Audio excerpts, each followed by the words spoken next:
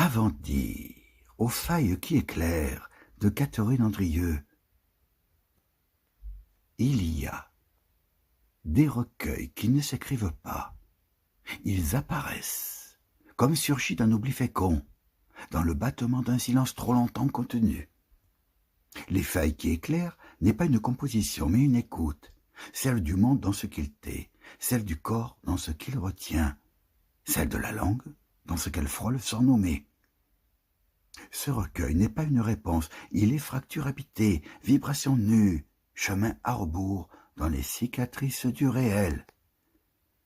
J'ai écrit à partir du manque, non de ce qu'il ôte, mais de ce qu'il révèle, à la manière de ces pierres qui ne parlent que lorsque l'on s'y couche, ou de ces draps qui pleurent encore l'absence d'un corps. Ici, chaque texte cherche sa source dans le tremblement. Rien n'est stable, tout est traversé.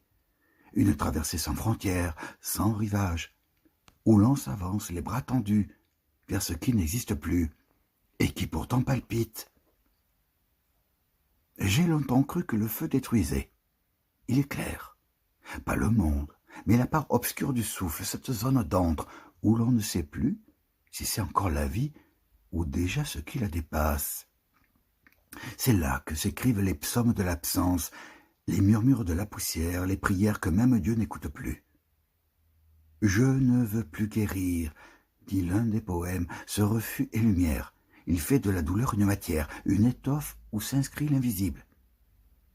Le recueil ne se donne pas en surface, il faut l'approcher comme on approche une chaise vide, une voix disparue, une trace d'ongle sur le mur, avec douceur et effroi mêlés. Il faut apprendre à lire dans l'ombre, à entendre ce que la lumière dissimule, ce que la lumière ne dit pas « je l'écris », confesse l'ultime fragment. Et c'est peut-être cela la tâche poétique, écrire l'ombre avec fidélité, sans tenter de la dissiper.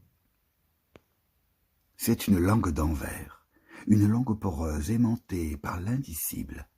Comme l'écrit Edmond Jabès, toute parole vraie est porteuse d'un deuil. Ce recueil est un deuil sans objet, une parole qui ne clôt rien. Il ne guérit pas, il veille. Et dans cette veille, il offre une clarté, non une lumière crue, mais une clarté lente, fragile, qui émane des failles elles-mêmes. Car ce sont elles les failles qui éclairent.